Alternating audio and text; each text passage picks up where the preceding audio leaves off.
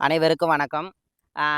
தோள்கட்டு அறியாமையில தான் நம்ம இருக்கிறோம். தோள்கட்டு அறியாம இருக்கிற இடத்துல இந்த கிழங்கு வந்து இந்த சர்வெண்டிக்கு மட்டும்தான் இது முளைச்சிருக்குது.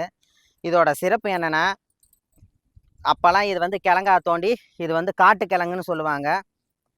இது வந்து வெங்காயம் மாதிரி தான் இருக்கும். வெள்ளை வெங்காயம் எப்படி இருக்கும் அதே மாதிரி தான் இருக்கும். அந்த வெங்காயம் மாதிரி இருக்கிறத எடுத்து என்ன செய்வாங்கன்னா, காலையில் வெறும் வயிற்றுல காரப்பொடி கருவாடுன்னு இருக்கிறதுல அந்த காரப்பொடி கருவாடுங்கிறதுல இதை சேர்த்து கிழங்கு மாதிரி தான் இருக்கும். மேலே வெங்காயம் மாதிரி இருக்கும், உள்ள கிழங்கு மாதிரி இருக்கும். இதை சேர்த்து காலைல கரெக்டாக ஒரு 11 வாரம் சாப்பிட்டு வந்தோன்னா கர்ப்பப்பை கிட்ட இருக்கிற கட்டிகள் இருக்குது பார்த்தீங்களா, அந்த நீர்க்கட்டிகள் வந்து சுத்தமாக கரைஞ்சி போயிருமா. இந்த இதோட காரப்பொடி கருவாடை இல்லைன்னா நான்வெஜ்ஜு சாப்பிட மாட்டாங்கன்னு சொல்கிறவங்க வந்து வெஜ்ஜு சாப்பிட மாட்டேன்னு சொல்கிறவங்களுக்கு வந்து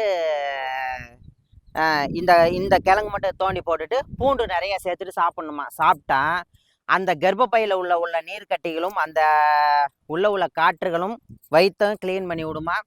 நல்லா குண்டாக இருக்கிறவங்க கூட மெல்லிசா ஆவாங்கங்கிறது இது ஒரு சொல்லு. இது வந்து நம்ம நேரடியாக பார்த்துருக்கோம். இந்த கிழங்கை சாப்பிட்டவங்களுக்கு நிறைய சிறப்புகள் உண்டு.